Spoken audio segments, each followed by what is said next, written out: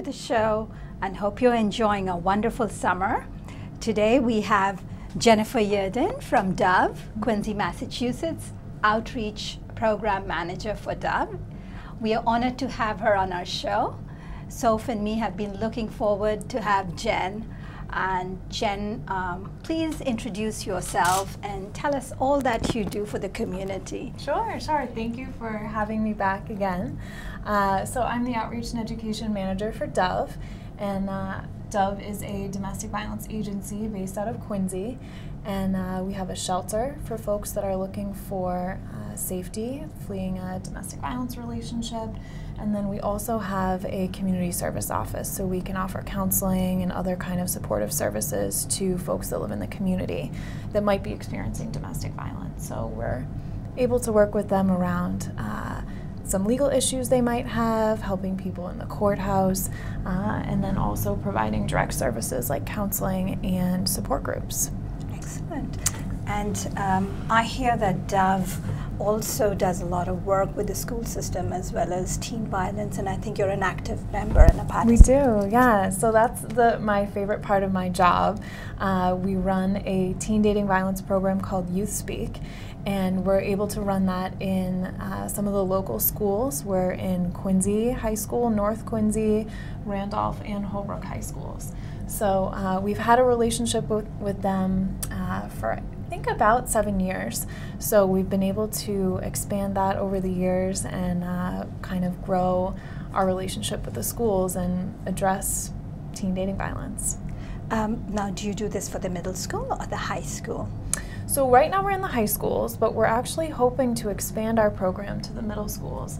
So we know that kids are starting to date younger and younger, and we want to reach them before they've started these relationships. So we want to have conversations with young people about what is a healthy relationship, what are warning signs potentially that someone is jealous and controlling and possessive, and then what to do if they find themselves in a relationship like that, how to end it safely, and also how to help a family member or a friend that might be experiencing something like that. Excellent. Now, when I was talking to the governor's office regarding middle school programs, there were some issues. Is how do you help with the fallout? You know, there has to be a support system. So I know you're already working with the schools you mentioned in high school. If you were to take it to the middle school, what do you think would be the appropriate way to introduce it to the children? Sure, yeah. So it's our goal to train high school students and then to bring them actually to the middle school so that these trained students are the ones that are giving the message to the younger students. So the message is much more well received by peers, Yes. Students that are just a little bit older than them. So we do a training every summer with students where they can come to a summer institute, and we do an 18-hour training, and we train them on all the issues involving teen dating violence. As I mentioned, signs to look out for, how to help a friend. We discuss a lot of myths and popular stereotypes that people have about victims and about abusers.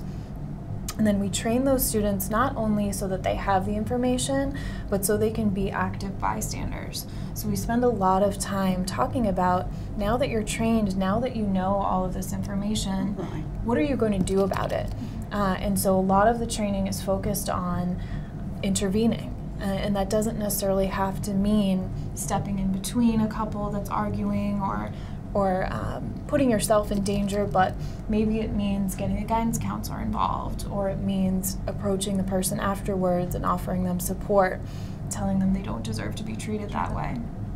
So we want to try to work with students to help them find something that they feel comfortable with, a method to intervene, because we can train all the students we want, but without them actually actively taking steps to prevent it in their school, we won't see the kind of social change we're looking for. So absolutely. Now, since you've been working in the school, and teen is a big factor, I know, because of the sexual abuse now aware in the college campuses also, these children are going to go towards, do you think that there's a gender issue here? Do you think that the boys or the male are taking it appropriately, or they are not Sure. accepting? Sure. I think that the kind of gender stereotypes that our society still holds on to is really at the roots of Domestic violence that we still see. Unfortunately, some men believe, not all men, not most men, but some men believe that they still have the right to control a woman or to have the final say, and those kind of very rigid gender roles and stereotypes sometimes can lead to domestic violence. So we actually, as a part of our 18-hour training, do a full day on gender stereotypes and how those are often portrayed in the media, and how women are often sexualized or objectified, and how that can sometimes teach young men not to see women as their equal. And so really getting to the roots of what's causing this. Right. It's 2014 and we're still seeing very high rates of domestic violence. And it's not that people don't know anymore that it's wrong. That information is out there, services are out there, but something is still causing this to be happening. And it's our belief that some of that might be the gender stereotyping that's happening. And this is prevalent in the high schools. You've seen in the 2 or 4 high schools that you're working with. Sure, absolutely. I think on television, oftentimes young girls are taught that their power comes from their looks, and that to achieve any kind of status, it has to be because of their beauty. And so we do some work with women and young girls to talk about how to find power outside of that and from their voice. So, how is the confidence level among girls, did you find? Because that's a change, when they go to the high school. Sure. It certainly varies from student to student. We have an excellent group of students that are very involved in the school. They are on all the sports teams and the honor society and everything, and so while we have a varied group of students, we have an excellent group of students that are really empowered and looking for information and how to do something to change something that they're seeing happening in their community. What are some of the guidelines would you give to a girl who doesn't consider herself beautiful, or doesn't, how would you make her confident so that she is not preyed upon? Okay, so first off, we want to talk to young girls about their kind of rights in a dating relationship. So knowing that you have the right to be respected, you have the right to pursue your own goals and your own ambitions, that you have the right to change your mind, to be your own individual person. I think a lot of times in high school relationships, people's become enmeshed within each other of we have to have the same friends and do all the same things at all the same times, and a really healthy relationship can consist of someone that we have our own friends and we do our own activities, and once in a while we'll spend time with each other, and that's much more of a healthy relationship than someone that does everything the same and at the same time as their partner. It was just the other day I was in high school, as you know, so. But no, things have not changed too much, as you see. I mean, it's a global issue, the teen violence, the domestic violence. Absolutely. And I guess that the children, do they learn from their parents, do you think? Do the parents influence the children? Sure. So any kind of abuse or domestic violence is absolutely a learned behavior. So people aren't born abusive, but they often see it happening somewhere, and sometimes that's in the home. And so sometimes folks will see this was how someone in my family gained control, and so I'm going to kind of take on these characteristics. I think similarly on the other end, it can be difficult to know what a healthy relationship looks like if you haven't seen that in your home. And that's true. It's possible that most of your family members or your friends or your community may not be modeling that kind of equality, and so find that. So when you do that with the kids, do you have to also go to their homes also, you find, to change their views, or how do you do it? Because it's sort of embedded, because they've grown up with it. Sure. They don't know what else to behave, and if you're telling them, I'm sure that's what you want to get into, is educating the next generation so it doesn't happen again. But Right. do you find that you have to sometimes go into their families and sort the parents out, Sure. kind of a thing? So it's a good question, because if you're teaching students something, if they go home and then that message isn't reinforced, it's Right. often lost. So we are planning on offering some parent information nights next year at some of the schools, so parents can come and learn about what we're teaching to their students. Right. And then we're able to have a panel where hopefully parents will be able to ask those questions to that panel of experts and kind of get some thoughts about how to talk to their teens about Right. a possible abusive relationship, but then possibly also reflect on maybe what's going on in their home. Right, because I've heard that the men who do a lot of the abusing, that they really don't know that they've been abusive.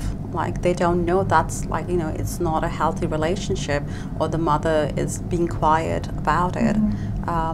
How do you address that, or how would you address that? Like, if you see that, if the family does come, usually it's the mother, they come to these meetings and stuff, but the father, is not normally attentive. Sure.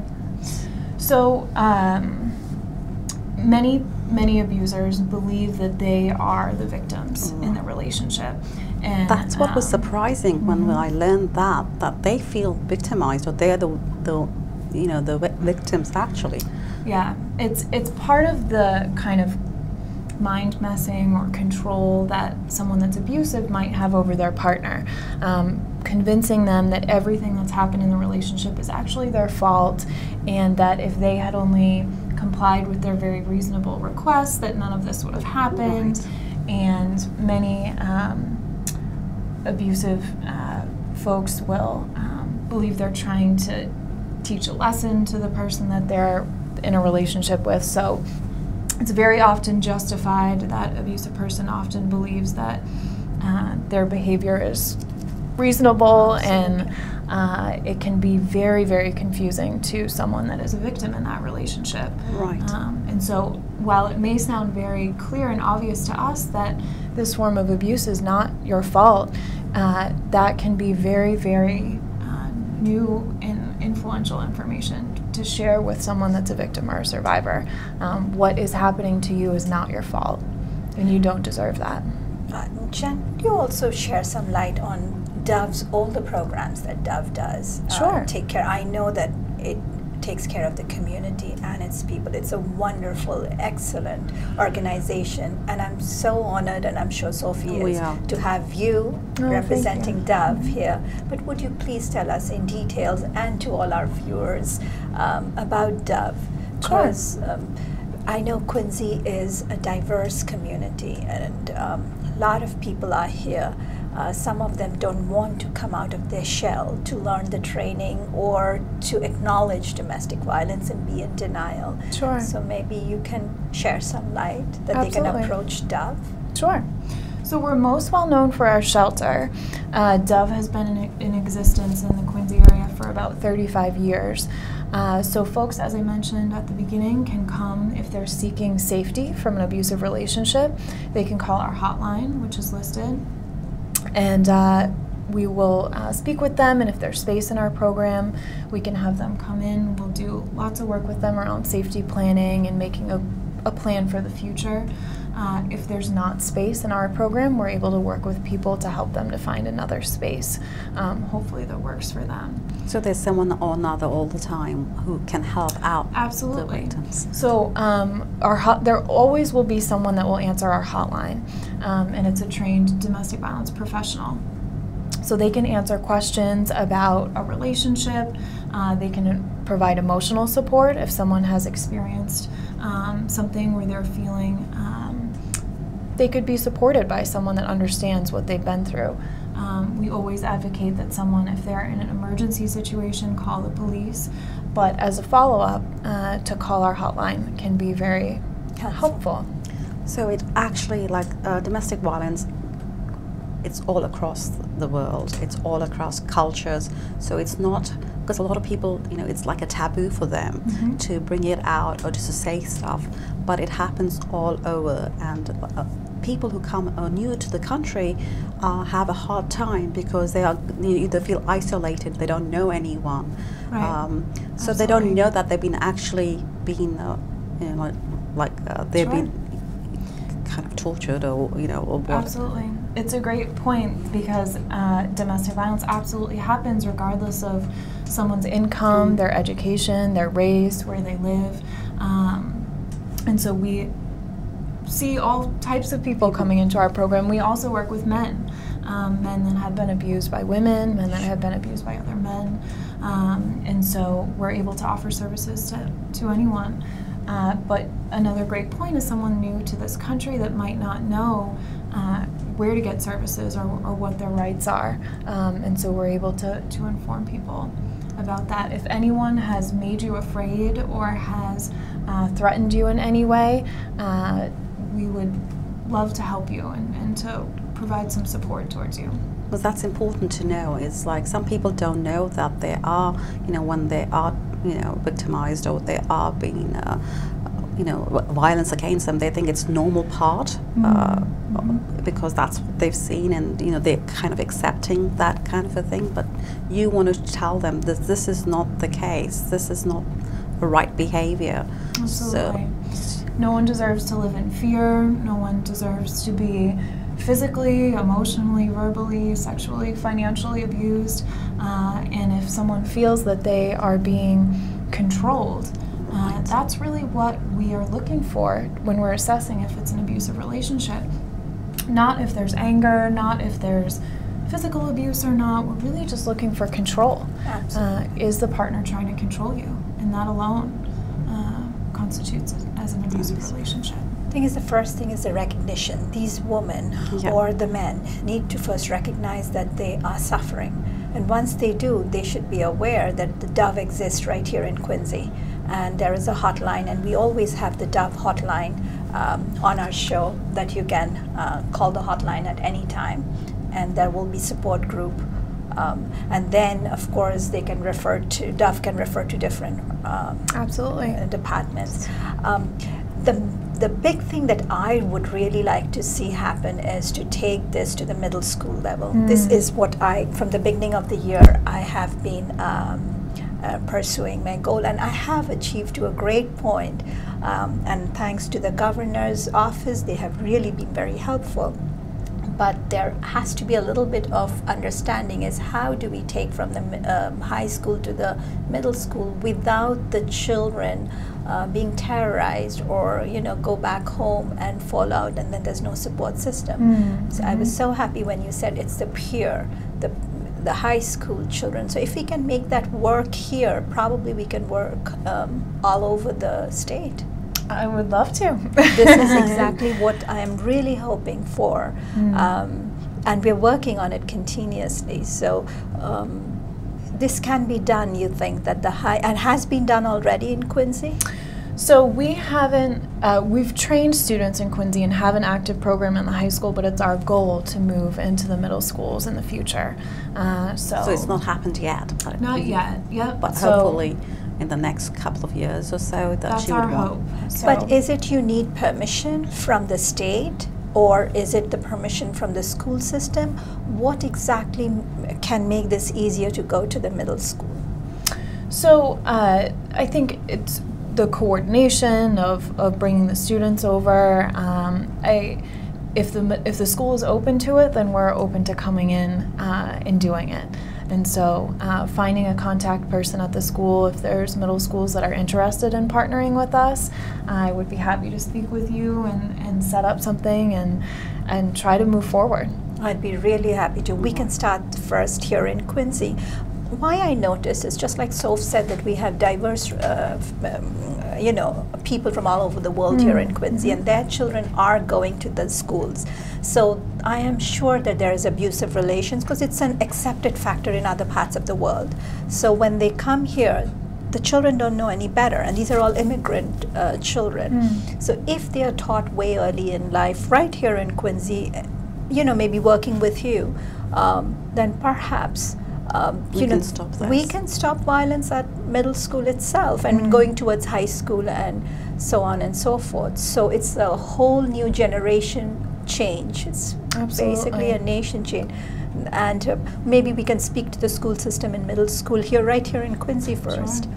Yeah, that would make a difference, because right now in the middle school is where, you know, the hormones are changing, like the kids are changing and stuff. So maybe it's better to address it at that age. I know they might not be dating, but that's not far off. And as you said, they are starting to date at that time. Sure. And we want to have that message reinforced not only at home, but earlier, before those norms have been established, and then to continue to send that message, so that it's not, you know, one time I had a presentation on healthy relationships in middle school, but that's worked into a curriculum where students are each year having a conversation on dating and relationships, and, you know, school and everyone's studies are very important, but often can be overwhelmed by issues at home or issues in a relationship. And so knowing how to handle those things, in my opinion, can really help students in school as well. So I hope by the end of this year, I really do hope that we have at least the middle school accepting just what you just said. Even if we can do it in one school or two schools in Quincy, I think our goals would be fulfilled for this year, because we started with you in January with this goal, and we did work, and there is the principal who wants to help. He wants to help the families. I think one of the factors to help is domestic violence. Absolutely. And perhaps we can now understand that. So you know, it's become very easy that you just have to go to the high school, and the high school peers would present to the middle school, and the middle school would take it as a curriculum, like you said. So it's built into the system, and the children say, well, I do science, I do math, domestic violence too. We would love that. I would love that too. Yeah. So that's wonderful. And what else are your goals for this year that Dove has, as well as for domestic violence and teen violence? Sure. So we also have our training coming up. We have a training twice a year, in the fall and also in the spring. And we offered 10 sessions on different issues related to domestic violence to community members and service providers. So ideally it's a great fit for someone that might be working with a potential survivor or victim of domestic violence. So we reach out to police officers, school staff, nurses, clergy, other therapists and counselors, so that if they're in an environment where someone is disclosing to them an unsafe situation, they're prepared to know how to respond, to be supportive, and refer to Dove. And how do you advertise for this training? So we have all of the information on our website, which is dovema.org, and we also will sometimes send out flyers and by email as well. So it's open to all college students? It is, yep. So we have a really wide range of people that attend the training. Some folks come for one session, some people sign up for all 10. But we have students, we have people that are towards the end of their career that are still looking to learn. And it's a great group. It's held right in Quincy. It's a relatively low fee to attend. Right. And we're also able to offer folks social work CEUs. If someone is a social worker and needs those continuing education credits, we're approved for those. Really good. That's really nice. And so if anybody wants your help, you can just find you on the internet. Absolutely. And get a hold of you, and just talk to somebody to see if they are being abused, or you know what's happening in their kind of relationships. I always like to say that we're very come from a very non-judgmental place in that we understand that there's been a lot of reasons maybe that someone has had to stay in a relationship that they maybe didn't want to, sometimes for financial reasons, sometimes for fear for children. Absolutely. And so we work with lots of people that have been in relationships for all different amounts of time. So that's wonderful. I hope you enjoyed our show, and thank you for coming, Jen. Thank you so much. Thank you very much, Jen. See you next time. Bye-bye. Bye-bye.